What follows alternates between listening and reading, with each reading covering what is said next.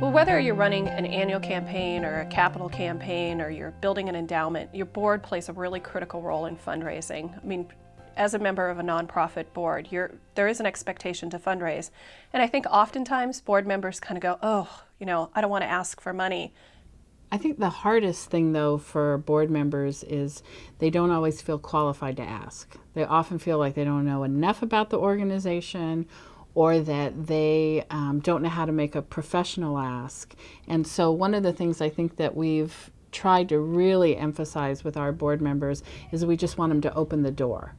That the ask doesn't have to be professional, that they can open a door with a peer on a peer level that we can't open just by calling up and saying, we're the director or the development director from the foundation. So we need them to open those doors and get those people kind of to the table. And then we can talk very competently about the mission and the need. Board members and advisory committee members definitely have their comfort levels in terms of their role that they will play in both an annual campaign and a capital campaign. And we've really learned to think in terms of the 3 C's with particularly our board members. There are folks out there who are connectors. They're great for our community because it's small. They know a lot of people. They're the door openers.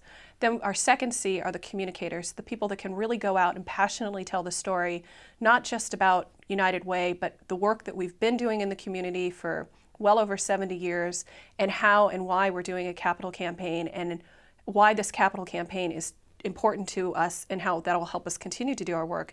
And finally, there are the closers. These are the folks that we position them, we set up the donor meeting, we know that the ask is going to happen, and that is their true comfort zone. They can go in, they can make the ask, they can set up the next steps with the donor, and essentially close the deal. So that's something that I've learned, is that not all committee members are the same. You really have to talk to folks, get to know them, and help them play their strengths, because everyone's going to bring a gift to the table, and if you can really exploit those gifts, you're going to have a much more successful campaign, and everybody's going to be more happy in the long run.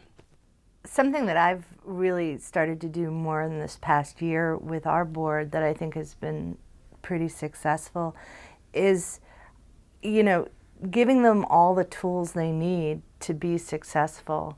When I'm trying to find sponsors for an event, I can write a letter to a sponsor and I'll send it out. And then I find board members who might have a relationship with that sponsor.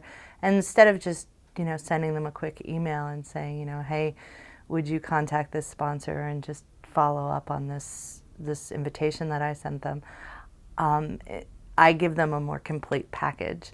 I will send them a copy of the letter that I sent. I'll send them some proposed text if they wanted to write their own letter. I'll even send them, in this package, some note cards with foundation logos on it or stationery from the foundation, just so that they feel like they've been given everything that they would need to approach this peer and follow up on something that I've already done. And then once they've followed up on that invitation, they'll get back to me, and then I can make another contact with that person. And it's worked really well this year. I really feel confident that we're meeting our goal where we need to be as far as them out there asking for sponsorships.